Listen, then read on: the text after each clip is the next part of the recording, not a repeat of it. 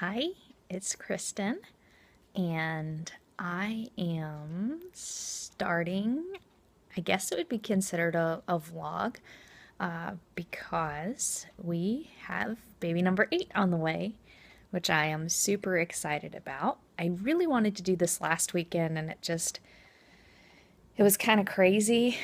So this weekend I'm at my mother-in-law's house actually right now. She's not here. I usually come over here on Sunday mornings and work for a little bit. And when she gets home from church, we have lunch together and chat and stuff. But she has a potluck at church today, so she won't be here for a while. And I thought this would be a good time to do this because it's much quieter than it is at my house.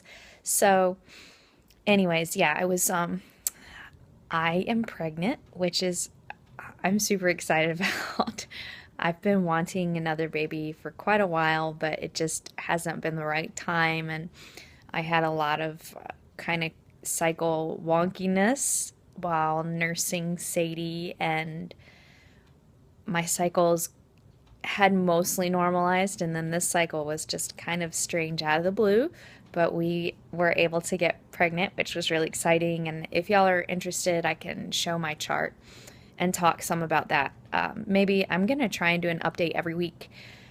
I'm not sure when we're going to announce, so this video, like you might end up watching this video a few weeks from now, just because we haven't decided when we're going to publicly announce or when I'm going to announce to the mailing list or on YouTube or anything like that, because we're kind of in a unique situation with me running a website on pregnancy and birth that I want to share right away, but we can't really share there until we're ready to share with everybody else. We haven't even told the kids yet, though I'm pretty sure that Cassidy suspects because Scott keeps making all these little comments that she's clever enough to cotton on to.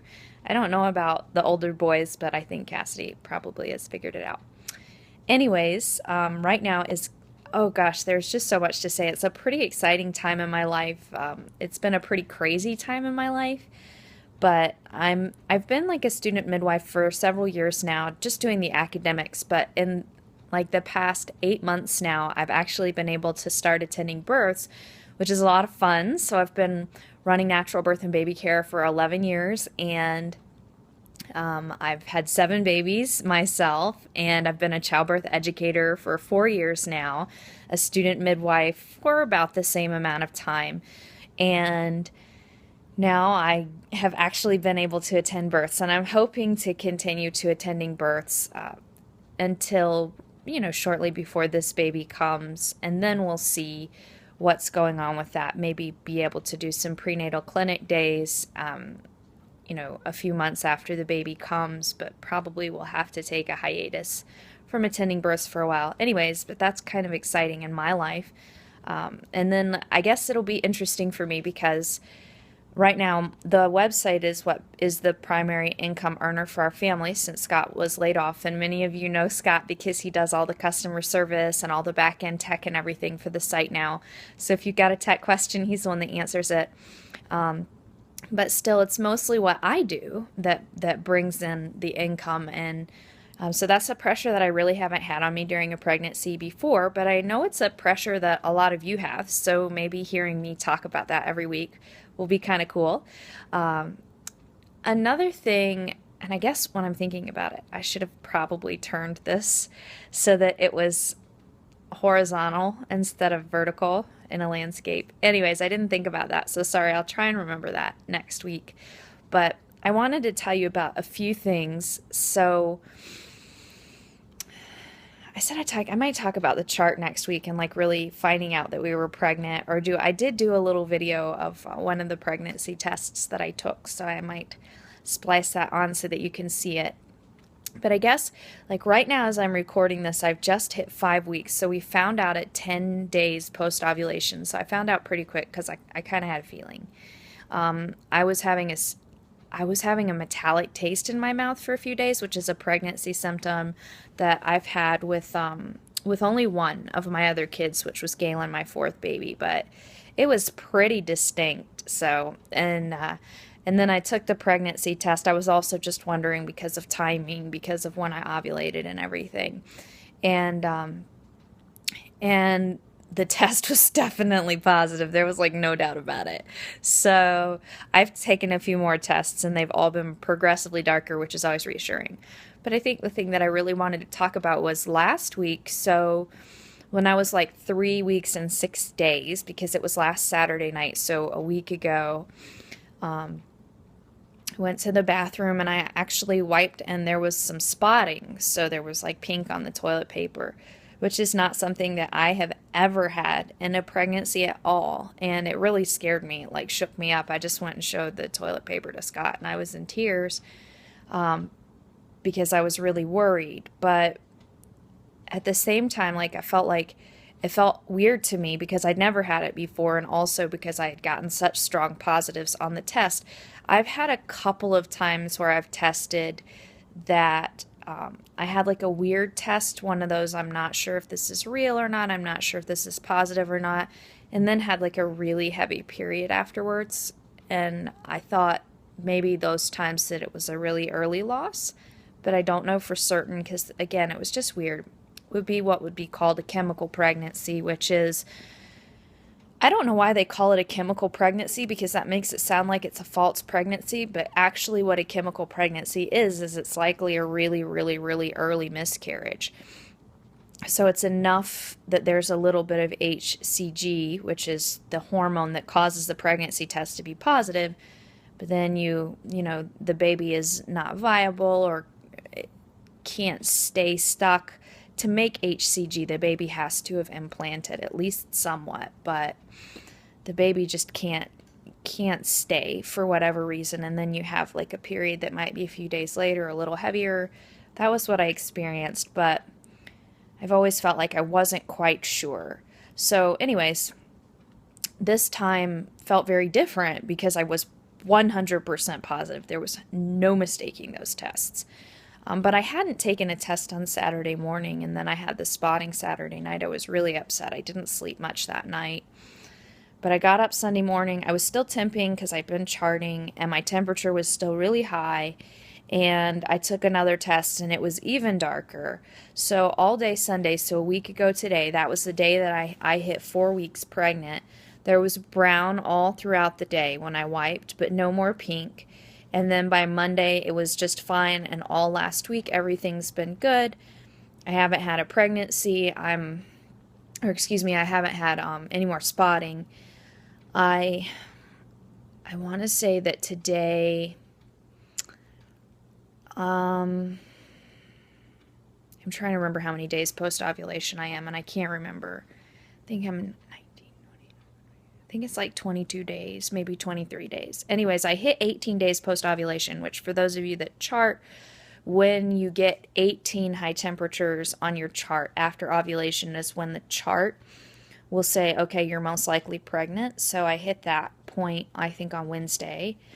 And so here I am today on Sunday. I haven't had anything else. I've had one nightmare that was not fun at all about losing the baby. But overall, I feel really positive, and I want to share that. I know that it's kind of a downer for a pregnancy vlog, and especially for the first one, but it was my experience, and I also think that it's an experience that a lot of women have.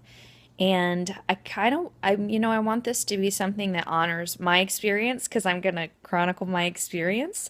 And I also want it to be something that honors other women and their experiences and maybe honors being open about what we worry about.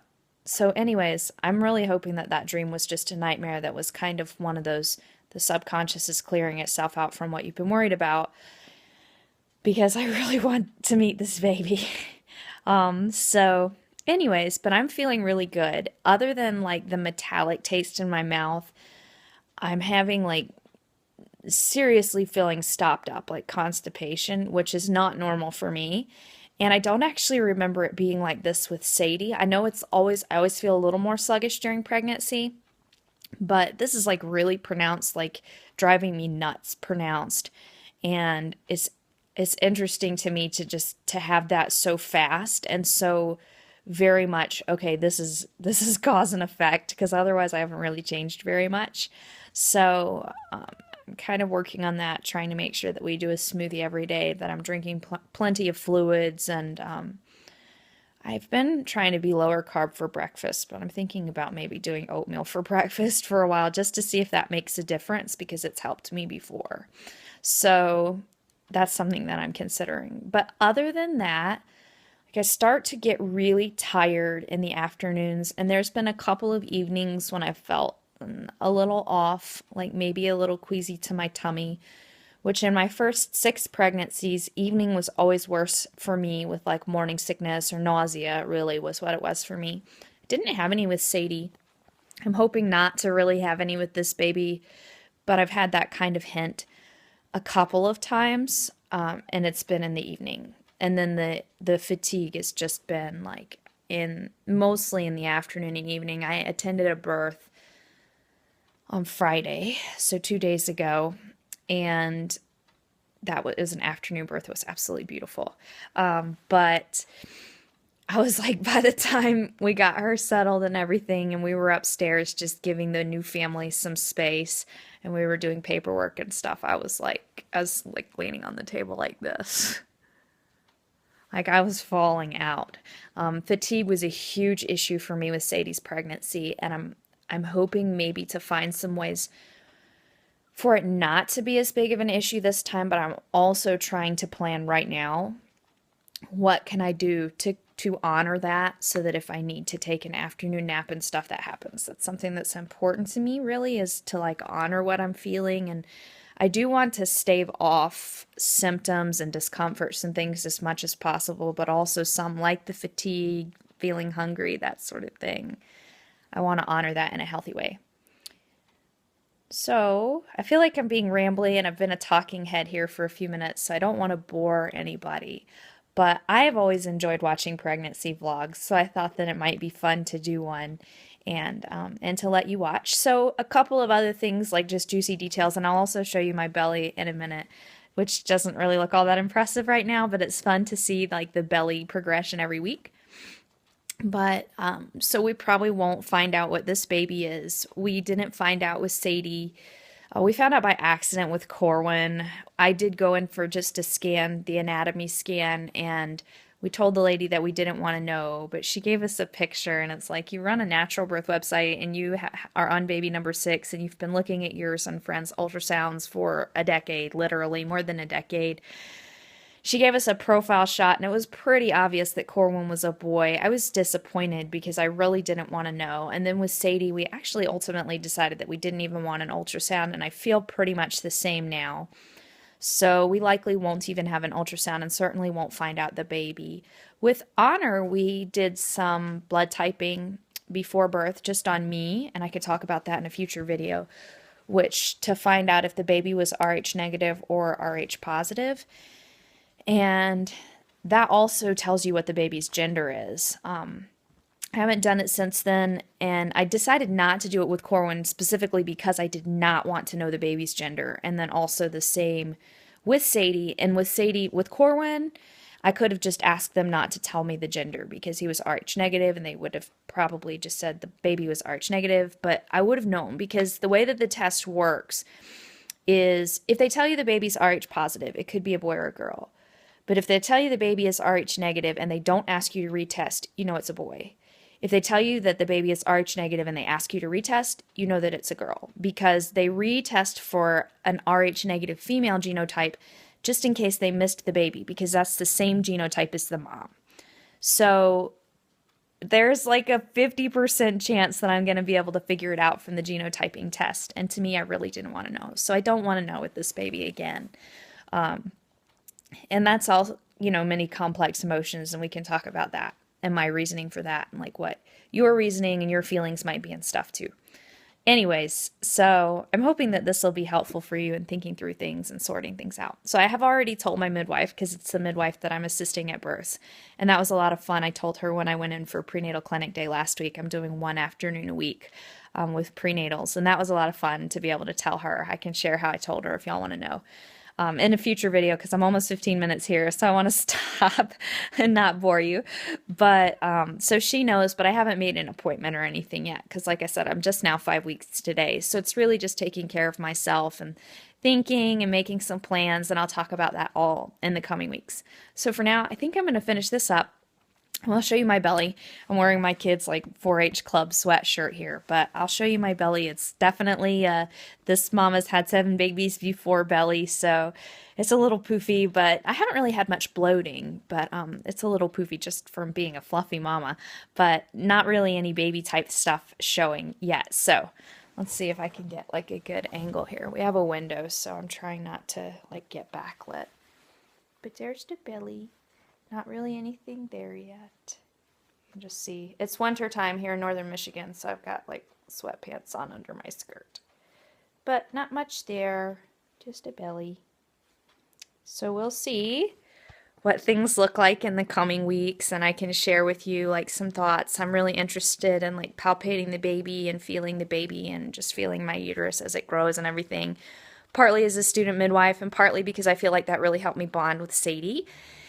And I started listening to her with a fetoscope rather than a Doppler, which I also felt really helped me bond with her and was a lot of fun. So I'll share all of that with you as I do that with this baby, Lord willing, as we wait with hope for him or her. But otherwise, I will talk to you next week, and I hope that you have a blessed week.